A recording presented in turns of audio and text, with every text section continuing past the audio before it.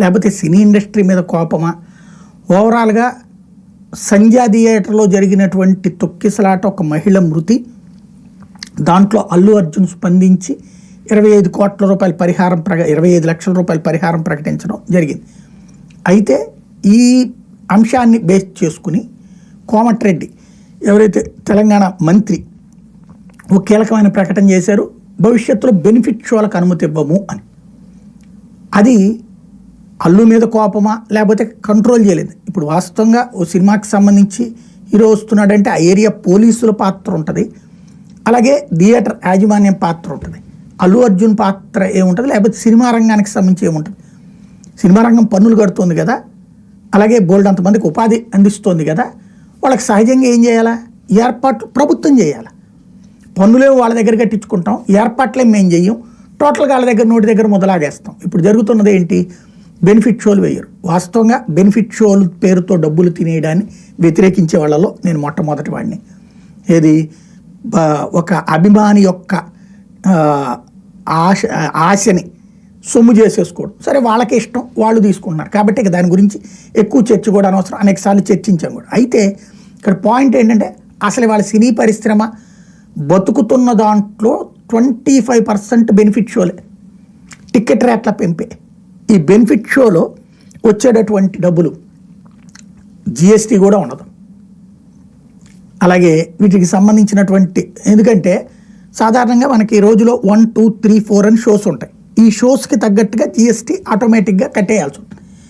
ఈ ఎక్స్ట్రా షోకి కానీ ఈ బెనిఫిట్ షోస్కి కానీ ఇదివరకు నాకు తెలిసినంతవరకు అయితే లేదు జిఎస్టీ. ఇప్పుడు ఏమన్నా వేస్తున్నారని తెలియదు. ఇది నెంబర్ 1. కానీ ఈ డబ్బులు లంసంగా వచ్చేస్తాయి, క్యాష్ బల్క్గా వచ్చేస్తుంది. ఫర్ ఎగ్జాంపుల్, ఒక 1000 థియేటర్లలో 500 రూపాయలకి టికెట్ అనుకుందాం. ఒక్కొక్క థియేటర్లో అంటే సగటున 50 వేసుకుందాం. 1000 థియేటర్లు అంటే 1000 ఇంటూ 50 వేసుకున్నప్పుడు 50,000. 50,000 ఇంటూ 500 రూపాయలు వేసుకుంటే సగటున, ఇప్పుడు ఇదంటే 800. అంటే ఏ రేంజ్లో ఉందో చూడండి డబ్బులు. 500కి తగ్గట్లేదు, 800, 1000 అట్లాగా 500 వేసుకుందాం సగటున. 50,000 ఇంటూ 500. నేను ఇంకా థియేటర్లు 1200, 1400 ఉంటాయి, అట్లాగే రేటు కూడా 700, 800 ఉంటుంది. అట్లా లెక్క ఇట్లా 50,000 ఇంటూ 500 రూపాయలు ఏ రేంజ్లో ఇన్కమ్ వచ్చినట్టు. ఇది ఒక్క రోజులో వచ్చే క్యాష్.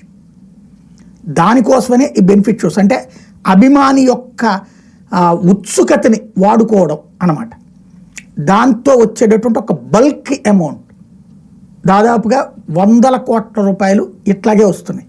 ఇట్లాంటి దాన్ని ఇప్పుడు బ్రేక్ చేయాలంటాం. అంటే తెలంగాణలో చేస్తే రేపు పొద్దున ఆంధ్రలో కూడా చేస్తారా చూడాలి. కాబట్టి ఇక్కడ ఆంధ్రలో పవన్ కళ్యాణ్ మంత్రిత్వ శాఖలో ఉన్నారు కాబట్టి అట్లా చేయకపోవచ్చు, ఇస్తుండొచ్చు. ఎందుకంటే అల్లు అర్జున్ పవన్ అభిమానులు అందరూ వ్యతిరేకిస్తున్నా, తనకి రేట్లు పెంచుకోవడానికి అవకాశం ఇచ్చారు, అట్లాగే ఎక్స్ట్రా షోస్కి అవకాశం ఇచ్చారు, ఎక్స్ట్రా రేట్లకి అవకాశం ఇచ్చారు. కాబట్టి ఆయన అట్లాంటిది తన చేతిలో ఉన్నటువంటి పవర్ని మిస్యూజ్ చేయట్లేదు. కాబట్టి ఆ విషయం అట్లా పక్కన పెడితే, రెండో పక్కన అయితే మాత్రం టోటల్గా దెబ్బతినేటటువంటి పరిస్థితి. ఎందుకంటే హైదరాబాదులోనే హైయెస్ట్ ఇన్కమ్ వస్తుంటుంది తెలంగాణలో ఆ పాయింట్లో చూసుకున్నప్పుడు. అది మరి ఈ దెబ్బ టోటల్ సినీ పరిశ్రమ మీద ఉంటుందా, లేకపోతే ముందు ఈ స్టేట్మెంట్ ఇచ్చారు కాబట్టి సినిమా రంగం వాళ్ళు వెళ్ళి బతిలాడితే సెట్ చేస్తారు చూడాలి.